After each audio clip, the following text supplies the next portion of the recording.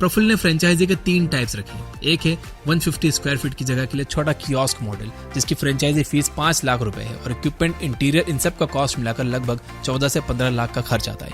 वहीं दूसरा है 400 से 600 स्क्वायर फीट का डाइन इन मॉडल, जिसमें 6.5 लाख रुपए फ्रेंचाइजी कॉस्ट मिलाकर लगभग 22 से 25 लाख का टोटल कॉस्ट आता है। और आखिरी है लॉन्ज मॉडल, जो कि 800 से 1000 स्क्वायर फीट की जगह में आता है, जिसका खर्च लगभग 30 से 40 लाख रुपए आता है। अब इस तरह के इन्वेस्टमेंट के बाद प्रॉफिट कमाने के लिए आपको कम से कम महीने में 3-4 लाख रुपए यानी दिन के 10 से 15 हजार तो कमाने ही पड़ेंगे, जो अपने आप में एक बड़ा अमाउंट है। अब इन फ्रेंचाइजी ओनर्स का कहना है कि प्रफुल्ल ने 10,000 रुपए की सेल्स के सपने दिखाकर उन्हें फ्रेंचाइजी बेची है, लेकिन ये सपने ग्राउंड लेवल पर पूरे क्यों नहीं हो रहे? इसके 6 मेन रीजन है। पहला रीजन है चाय तो बस चाय है। दोस्तों, अगर MBA चाय वाला ना होकर कॉफी वाला या फिर पिज्जा वाला होता तो शायद आज कहानी कुछ और होती। क्यों? क्योंकि हमारे लिए चाय तो बस चाय है। सोचिए, आपको अपनी गर्लफ्रेंड को डेट पर ले जाना है या किसी बड़े क्लाइंट के साथ मीटिंग है, तो क्या आप उसे चाय या पानीपुरी जैसी चीजें सर्व करोगे या कॉफी और पिज्जा? टाइम्स ऑफ इंडिया के एक रिपोर्ट के मुताबिक चाय एज अ सब प्रीमियम या प्रीमियम बिजनेस के लिए सक्सेसफुल नहीं है, क्योंकि चाय को लेकर हमारी साइकोलॉजी काफी अलग है। चाय लोग केवल एक हैबिट की तरह पीते हैं, जबकि कॉफी और पिज्जा जैसी चीजें लोग टेस्ट के साथ साथ एक्सपीरियंस के लिए भी खाते पीते हैं। इसलिए चाय पर 50 रुपए खर्च करना शायद उन्हें खल सकता है, लेकिन कॉफी वो 200 रुपए की भी पी सकते हैं। दूसरा रीजन है wrong consumer and product fit. कभी आपने गंजे को कंघी बेचने की कोशिश की? कंघी अपने आप में तो बहुत काम की चीज है, पर अगर आप गंजे को बेचोगे तो कभी नहीं खरीदेगा। कुछ ऐसा ही MBA चाय वाले के साथ हुआ। देखिए, क्योंकि प्रफुल्ल एक मिडिल क्लास टाउनर बैकग्राउंड रखते हैं, इसलिए उनकी ज्यादातर फैन फॉलोइंग Tier 1 और Tier 2 सिटीज के यंगस्टर ही हैं। और उनका जो प्रोडक्ट है वो सब प्रीमियम रेंज में आता है और उन लोगों के बीच वो फिट नहीं बैठता। आपको सब प्रीमियम प्रोडक्ट बेचने के लिए एक ऐसा क्राउड चाहिए जो टेस्ट से ज्यादा एम्बियंस और ब्रांड नेम को अहमियत दे। उनके फैंस चाहे प्रफुल्ल की स्टोरी से कितना भी कनेक्ट करते हो, लेकिन वो कभी भी चाय पर इतने पैसे खर्च करना पसंद नहीं करेंगे।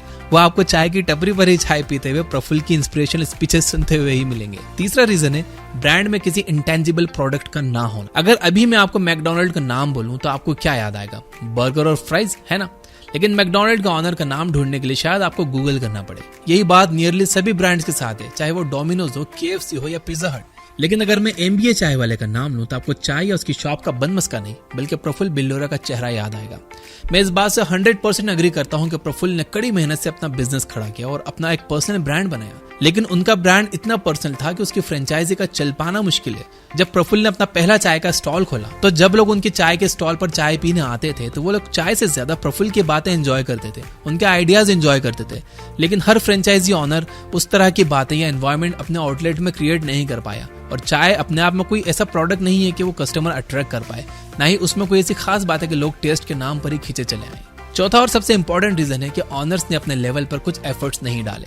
दोस्तों, जब आप एक उंगली किसी की तरफ उठाते हो तो ये जरूर याद रखो कि बाकी की उंगलियां आपकी तरफ ही होती हैं। किसी को सोशल मीडिया पर गाली देना और धमकी देना तो आसान है, लेकिन आगे बढ़कर अपने फेलियर की रिस्पॉन्सिबिलिटी लेना बहुत मुश्किल है। जिन लोगों ने भी फ्रेंचाइजी ली, क्या प्रफुल्ल उनके घर जाकर फ्रेंचाइजी देकर आए या उनके साथ कोई जबरदस्ती हुई? नहीं, ये सभी लोग प्रफुल्ल की कहानी से इन्फ्लुएंस होकर खुद हाथों में पैसा लेकर फ्रेंचाइजी लेने आए थे। लेकिन हम ये भी नहीं कह सकते कि प्रफुल्ल की कोई गलती नहीं। प्रफुल्ल ने लोगों को सपने दिखाए, अपनी सक्सेस स्टोरी के नाम पर अपना फ्रेंचाइजी बिजनेस बेचा। लेकिन अगर हम जैसे आम लोग इमोशंस और बिजनेस को मिक्स करना बंद कर देंगे तो ऐसा कभी नहीं हो पाएगा। इन सभी फ्रेंचाइजी ऑनर्स ने अगर थोड़ा सा भी दिमाग लगाकर सोचा होता तो उन्हें एहसास होता कि एक चाय का ठेला लगाने के लिए फ्रेंचाइजी की जरूरत नहीं होती। जो बिजनेस 1 लाख से भी कम बजट में खुल सकता है, उसके लिए 30 लाख रुपए खर्च करने की कहाँ की समझदारी है? चाय का बिजनेस अगर आप समझोगे तो उसमें उसका लो कॉस्ट इन्वेस्टमेंट ही उसका सबसे बड़ा प्रॉफिट का रीजन है। इसके अलावा फ्रेंचाइजी ऑनर्स ने बस फ्रेंचाइजी ली और सोचा कि अब सक्सेस उनके कदमों में आ जाएगी, पर ऐसा होता नहीं है। किसी भी बिजनेस में आपको भी मेहनत करनी पड़ती है। मुझे याद है, मेरे स्कूल के पास पिज्जा हट का एक स्टोर खुला था। उस आउटलेट ऑनर की और भी शॉप्स थी, इसलिए वो वहां ज्यादा ध्यान नहीं दे पाता था। ज्यादातर काम एम्प्लॉयज के भरोसे ही था। वहाँ हाइजीन के बहुत इश्यूज थे। वहीं उसके पास एक लोकल पिज्जा शॉप में एम्बियंस प्लस टेस्ट दोनों थे। आप यकीन मानेंगे कि लोकल पिज्जा शॉप के पास इतना रश होता था कि आधे घंटे बाद ऑर्डर मिलता था। वहीं पिज्जा हट में गिनती के कस्टमर जाते थे। तो ब्रांड का नाम आपकी मेहनत कम नहीं कर सकता, वो बस आपको स्मूथ स्टार्ट दे सकता है। बाकी अपने कस्टमर्स को बढ़ाने के लिए आपको काम करना ही पड़ेगा।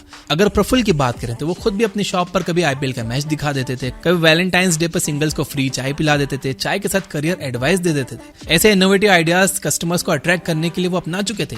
उनकी इन्हीं कोशिशों से उनका बिजनेस बना था। कुछ फ्रेंचाइजी ऑनर्स ने सब कुछ बस प्रफुल्ल के नाम के भरोसे ही छोड़ दिया। शायद यही वजह है कि कई जगह तो ये आउटलेट्स ठीक ठाक बिजनेस कर रहे हैं और कई जगह बिल्कुल फ्लॉप हो गए। पांचवा और आखिरी एक इंपॉर्टेंट रीजन ये है कि प्रफुल्ल ने फ्रेंचाइजी बांटने में बहुत जल्दी कर दी और बिना प्लानिंग के हर किसी के हाथ में अपना ब्रांड नेम दे दिया।